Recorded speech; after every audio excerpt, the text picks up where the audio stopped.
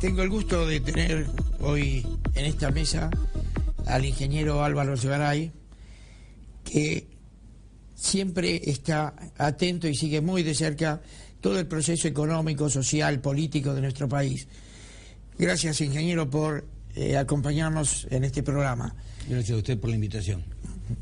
Gracias. ¿Qué nos puede decir de esta, voy a sacar la palabra crisis, de esta situación que está viviendo el país, lo social, lo político, lo económico? Bueno, lo que estamos viviendo lo sabemos todos. La palabra crisis, si quiere, sáquela, pero estamos en un cuadro de crisis importante, por lo menos en una situación sumamente compleja. Para hacer un diagnóstico de situación que todos conocemos, sabemos que tenemos altísimas tasas de inflación, problema número uno en el país que en este momento está viviendo, recesión, que las divisas del Banco Central se van todos los días como agua entre las manos, que tenemos frente a eso control de importaciones, que el país exporta cada vez menos, importa cada vez menos, que durante toda esta década hemos perdido el stock de capital, ya no tenemos petróleo, gas, no tenemos un horizonte de reservas, ni infraestructura, centrales de energía, puertos, caminos. Realmente estamos en una situación muy complicada. Esto es el diagnóstico de la situación. Es una fotografía de lo que todo el mundo ve y sufre a diario. Por supuesto, aumento de la pobreza, aumento de la indigencia, y después hay otros parámetros que fuera del área socioeconómica que sabemos que han venido cayendo mucho, el tema de la educación, el tema que finalmente no estamos insertos en el mundo, nos fuimos cayendo del mundo.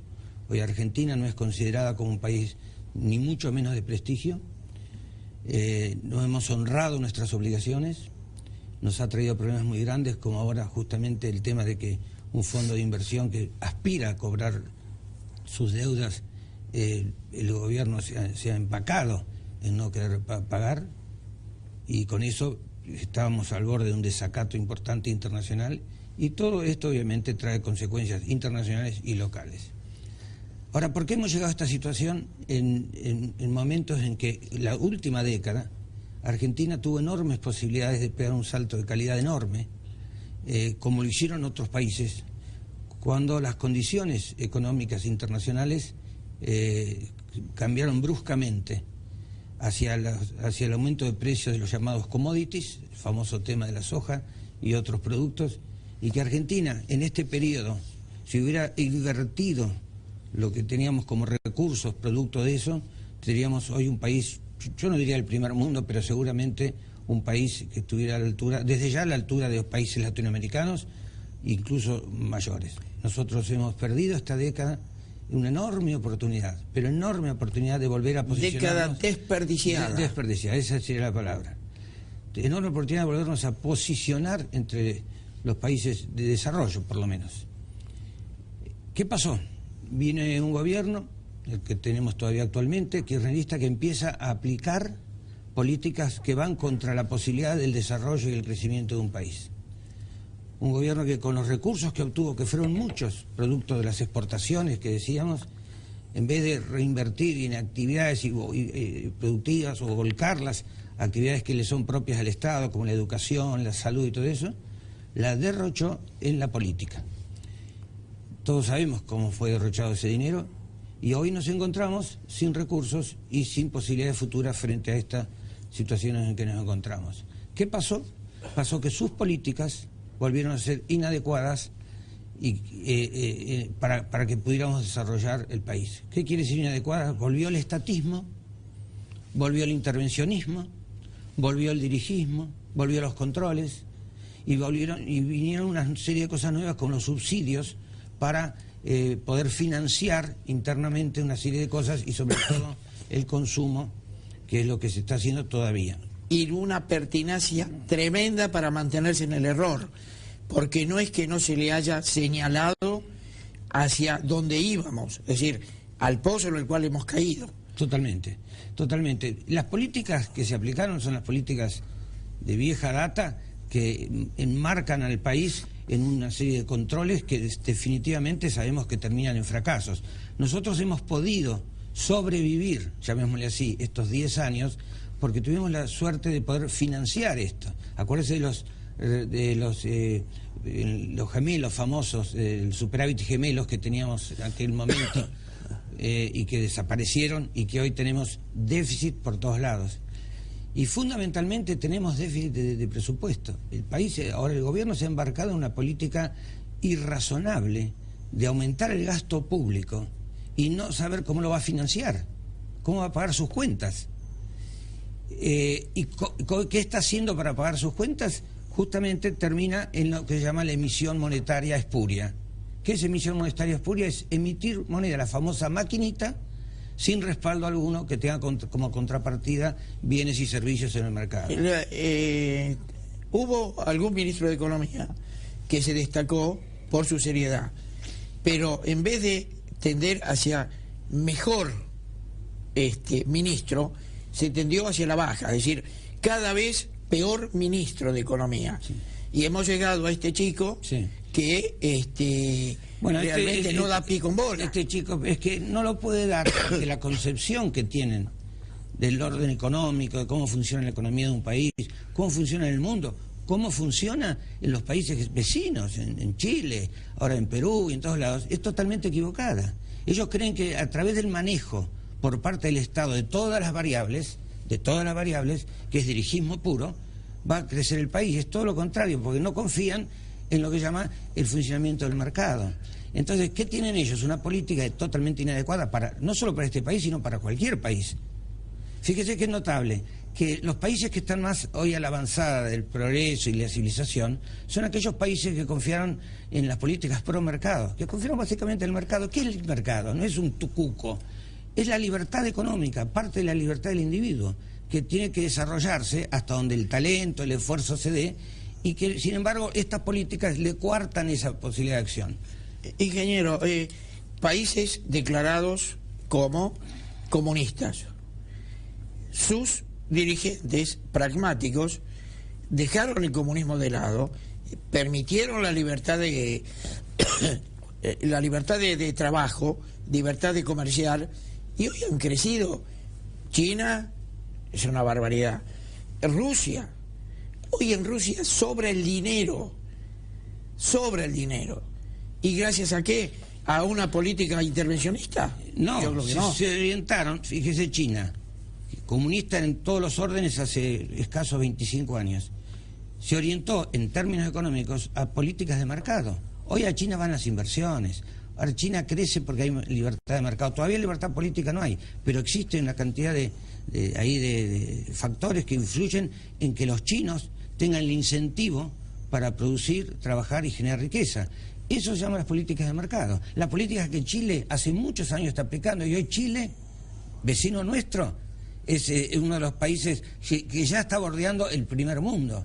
Países que tienen prestigio internacional, que las tasas de interés por las deudas que toman son bajísimas, y por supuesto que no han hecho las macanas que hicimos nosotros.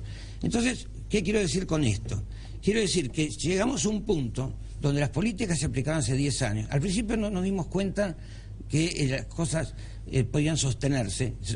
Pensamos que se podían sostener en el tiempo, pues venían recursos, etcétera, y no pasaban cosas mayores en el país. Al contrario, hubo un primer momento, después de salir de la recesión en el 2003 y de ese famoso problema que tuvimos en el 2001, con la devaluación, de repente empezó a funcionar la cosa, es un estertor de algo, la capacidad productiva se fue incrementando, en fin, empezamos a funcionar. Pero eso en el mediano y largo plazo no podía funcionar jamás. No podía funcionar jamás. El tema era cuándo se terminaba la cuestión. Y bueno, ya se está terminando. Hoy tenemos déficit. Hoy tenemos inflación del 40% con tendencia más. ¿Por qué tenemos inflación? Por lo que decía recién. Porque el Estado se ha metido en una irrazonable política de gasto. Hoy el gasto público alcanza el 50% del Producto Bruto Interno, una barbaridad.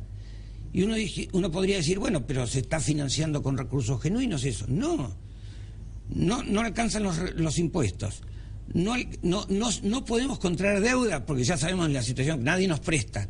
Somos un país que directamente que no nos quieren ver para prestarnos deuda. Desde el momento que proclamamos el default, que ahora el desacato y todo eso, no somos merecedores de crédito de nadie.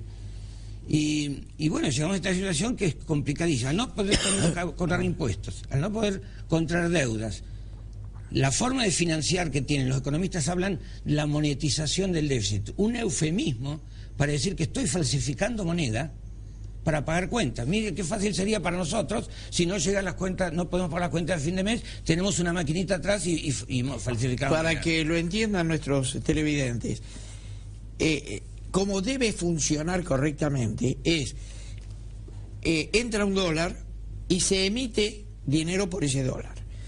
Cuando no hay dólares y se sigue emitiendo, es dinero falso, porque no tiene respaldo. Y al no tener respaldo, obviamente, la inflación nos come. ¿Me equivoco? No, es correctísimo.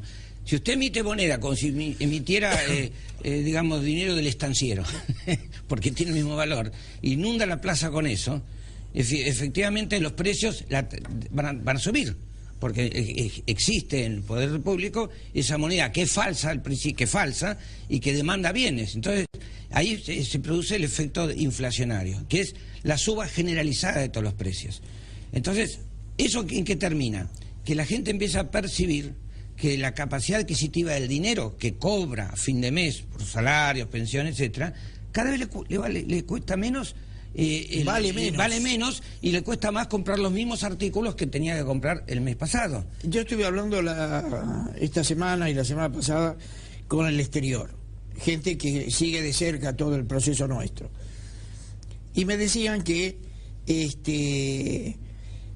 va a haber inversiones, ni bien se sepa más o menos para dónde se va a orientar el próximo gobierno, va a haber inversiones, pero solamente al principio va a haber inversiones en aquellos lugares donde el riesgo es muy grande, porque el capital que va a venir en inversiones corre riesgos grandes porque piensa llevarse muchos dividendos. Caso Vaca Muerta. En otras inversiones todavía van a demorar, porque no es el gobierno de Cristina Kirchner el que está en juicio, es la Argentina. Argentina no es país serio, Argentina no es país confiable. Así es. Entonces eso nos está matando en el exterior. Exactamente. Hoy un argentino que camina por el exterior nos miran mal, no somos cumplidores de nuestras obligaciones, un país que se fue achicando. Y este tema de las inversiones que pueden llegar a venir, yo diría que miremos con reserva, porque hasta que el mundo exterior, los inversores, tanto los nuestros, locales que tienen plata en el exterior, como los extranjeros, van a ser muy cuidadosos de invertir en el país hasta que no tengan claro el rumbo que están tomando. Hoy no viene nadie, al contrario, ¿se ven por qué? ¿Cómo va a venir una inversión al país en un país con inflación? Primer tema. Segundo, si gana algo de plata y es extranjero, no le dejan repatriar los dividendos, la ganancia suya. Tercero, si tiene que importar, no le dejan importar, porque como están cuidando las reservas, que no se vayan, entran en la locura de no importar. Y no importar significa paralizar el aparato productivo, porque todo el aparato productivo argentino depende de una u otra manera de los insumos. Entonces tampoco puede exportar. Si no podemos exportar, no podemos tener divisas. Y entonces, ¿qué le está pasando al país? Se está achicando. Cada vez exportamos menos, cada vez importamos menos y vamos a ser un pañuelo, digamos, hasta que venga la caída de las reservas al máximo y tengamos que tener una macro devaluación, que a eso vamos a ir si seguimos por este camino, y eso va a espiralizar la inflación como tantas veces ha ocurrido. Nosotros deberíamos tener memoria lo que significó la hiperinflación en la Argentina al final del periodo peronista de Isabel Perón, y sobre todo al final del periodo radical del doctor Alfonsín, que teníamos una proyección del 2000% de inflación, y eso hizo que si fuera un caos. Hay un punto que es importante, Richard.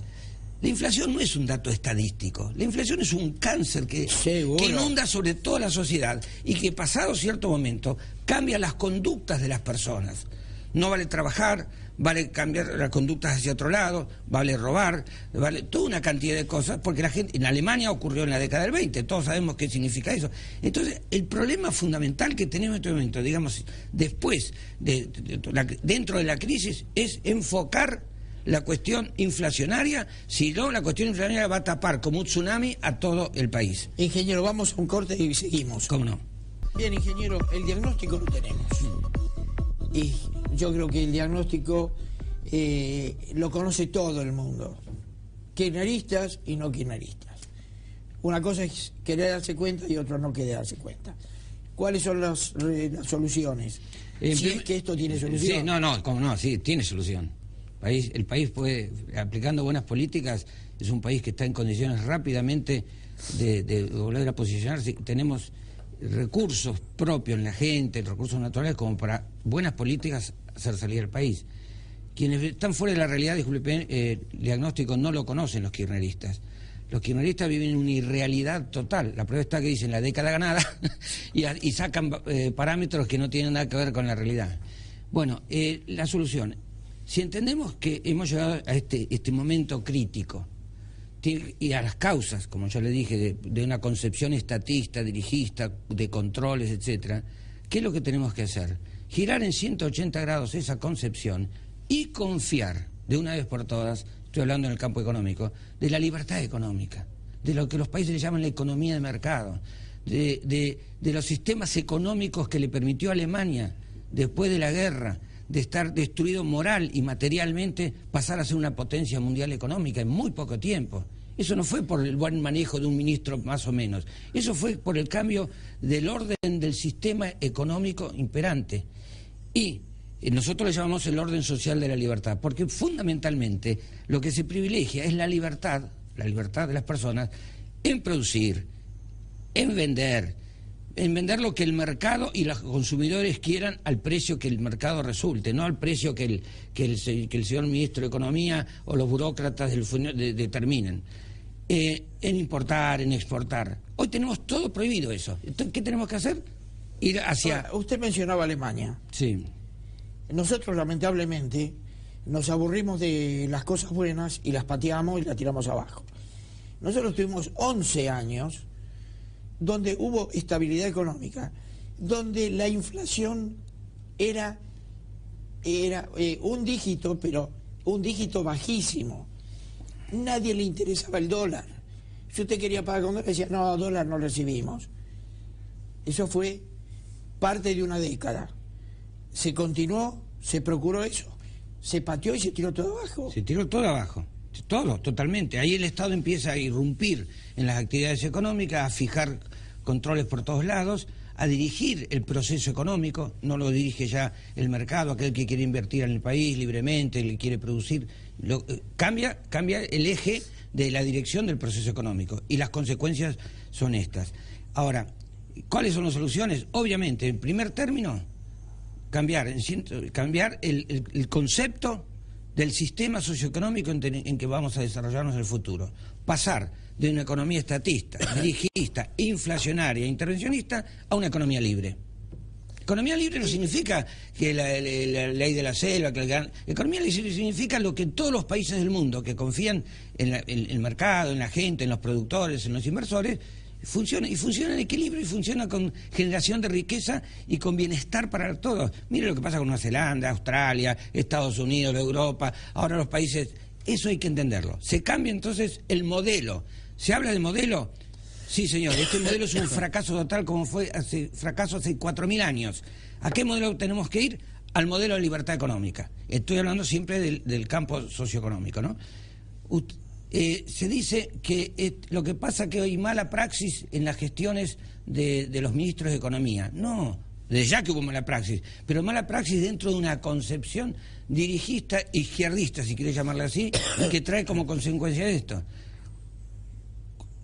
Lo que hay que cambiar es el sistema, directamente. Ingeniero, un gran historiador, muy, muy amigo mío, José Ignacio García Hamilton, sí, ¿cómo no?, me decía que de los gobiernos populistas no se conoce un solo ejemplo que haya terminado bien. Bueno, yo le voy a traer un libro a usted, 4.000 años de controles de precios y salarios, que data ya de la época antes de los egipcios, por supuesto, que han hecho un estudio en Estados Unidos donde trataban de encontrar algún éxito en eso. Obviamente no se puede controlar precios y salarios. Precios y salarios es un producto también del consenso entre productores, compradores, etcétera.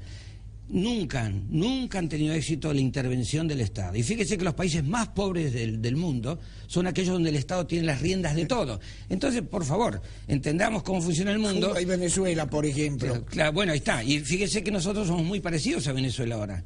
Habiendo tenido oportunidades, Venezuela con el petróleo y nosotros con la soja y otros productos, ¿qué hicimos?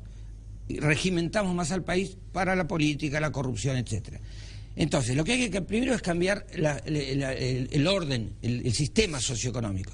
Y dentro de ese sistema socioeconómico nuevo, como algunas veces ha ocurrido en el país, aunque poco tiempo, le digo que ese mismo día se despierta algo con que un futuro presidente diga, vamos hacia ese camino. Vamos a creer en la libertad, no vamos a poner trabas a las inversiones, no vamos a poner trabas a las exportaciones, no vamos a poner trabas a lo que sea, que hoy está todo trabado. Ese mismo día que un presidente argentino marque el rumbo, cambian todas las expectativas de los agentes económicos, de la gente, de los consumidores, de los productores, y entonces se genera lo que se llama la confianza. La confianza usted la puede despertar en un solo día. Dentro de ese marco nuevo de confianza, y usted aplica y le explica a la ciudadanía qué programas de reformas va a hacer pro mercado, la reforma arancelaria, la reforma tributaria, la reforma fiscal presupuestaria, la reforma del sector financiero, todas reformas que sean dentro de ese marco del nuevo sistema, todas reformas que sean coherentes y homogéneas, y va a ver cómo, pero rápidamente se da vuelta así la taba y empiezan a fluir inversiones al país, porque empiezan así. Hoy el país puede ofrecer a inversores del exterior y los nuestros una cantidad de sectores y áreas que perfectamente puedan tener una rápida respuesta.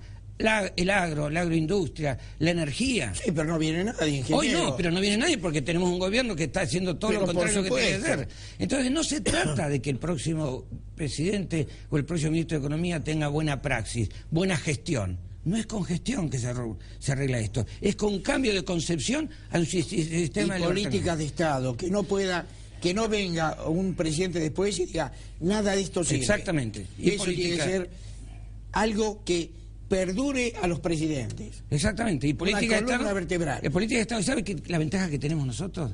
La mejor política de Estado es la Constitución argentina. La Constitución que le garantiza los derechos individuales, la libertad de comercio, la libertad de trabajar. La han bastardeado de una forma no la cumplen. Infame. No la cumplen. Y cuando sacan una ley anticonstitucional. Luego la justicia, como no es del todo independiente, convalida eso.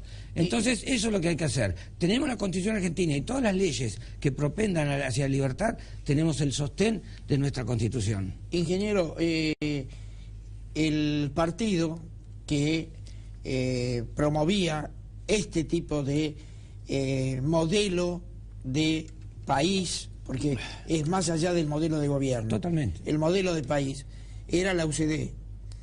La UCD fue desapareciendo. ¿Cuál es la situación hoy en día?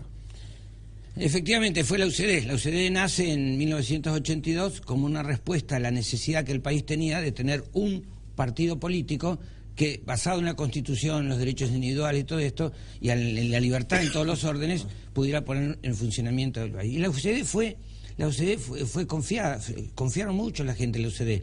Aquel partido que se creía que iba a ser un partido elitista, que se creía que de alguna manera era un partido del barrio norte, y todo eso, el partido de los ricos, no fue así. Finalmente, en el año 1989, acuérdense que había 3 fórmulas presidenciales, la UCD sacó en aquel momento, con la fórmula encabezada por mi padre en aquel momento, más de 2.200.000 votos. Eso no es un partido de la clase media, es un partido popular, digamos.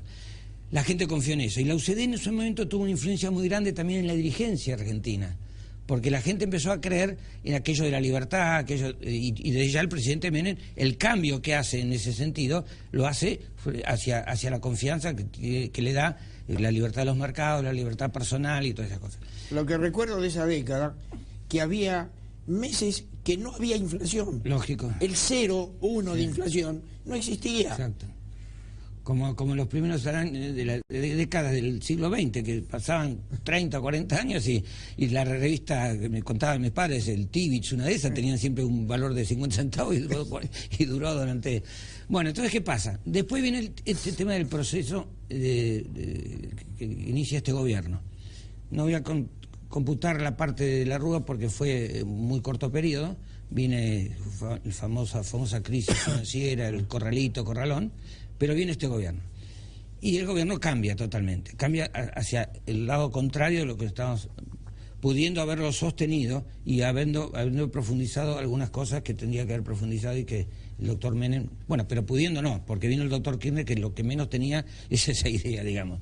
Entonces, ¿qué pasa? Pero en ese momento... A pesar que Kirchner decía públicamente que el mejor presidente en décadas era Menem y el mejor ministro de Economía era Cavallo. Esos archivos no los resiste mucha gente, porque las declaraciones de Kirchner que se ven por las redes sociales son increíbles. Abrazos, el mejor presidente del mundo, todo el doctor Menem. Pero después cambian de opinión, parece que pasan a ser de un día para el otro de los peores.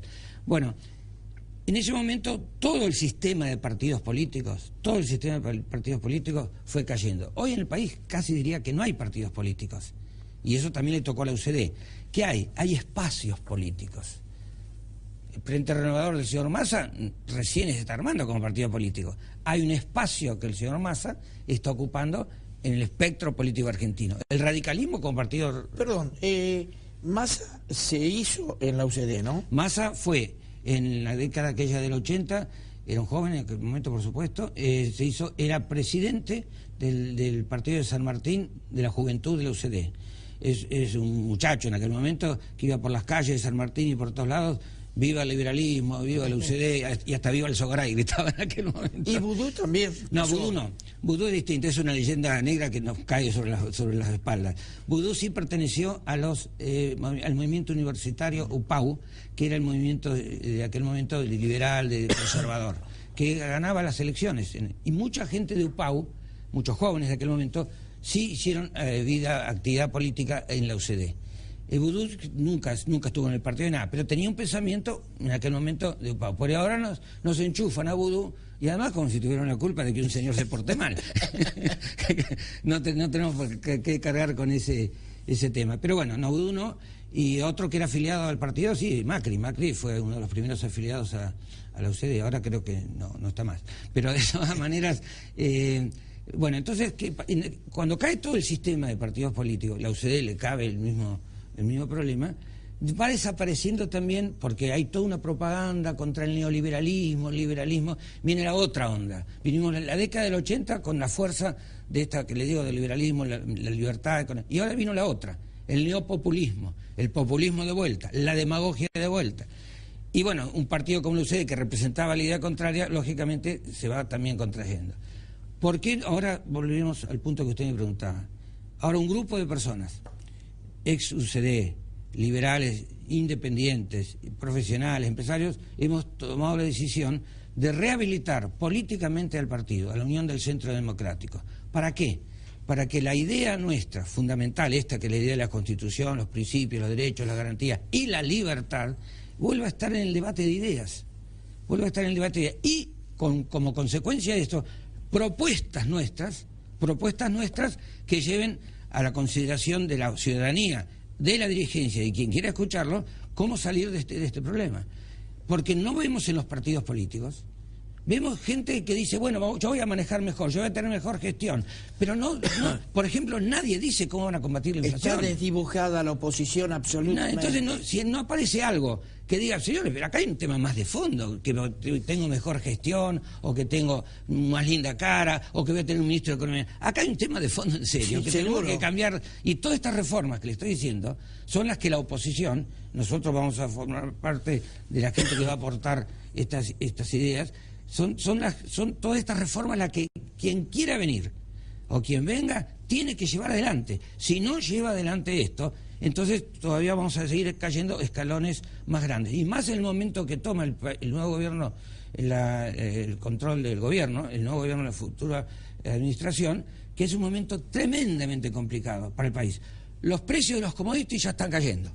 Ya están cayendo, ya no son los $600 de soja, ¿no es cierto? 350 y tendiendo a la baja. Exactamente. Y además tiene que desentrañar todas estas trabas que existen. El problema fundamental que los miembros de la oposición no se animan a decir, ¿cómo van a hacer para reducir el gasto público?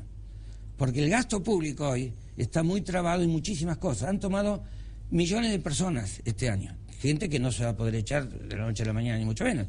Los subsidios a la energía, las importaciones de energía hoy son $13.000 millones.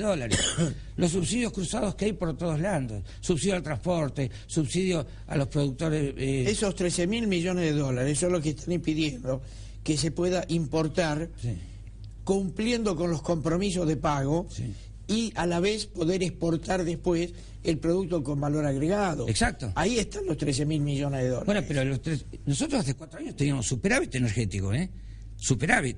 En la década pasada no solo conseguimos el autoabastecimiento de petróleo y gas, sino que nos dimos el lujo de exportar energía.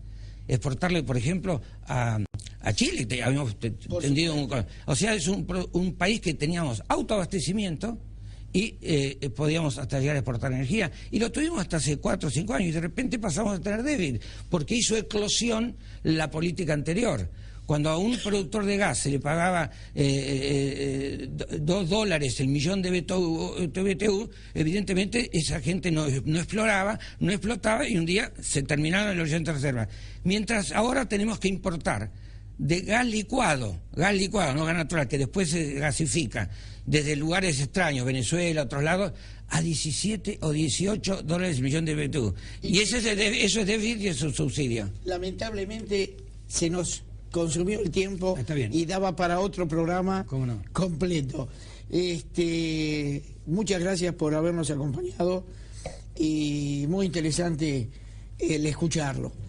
Nos vamos hasta la semana que viene.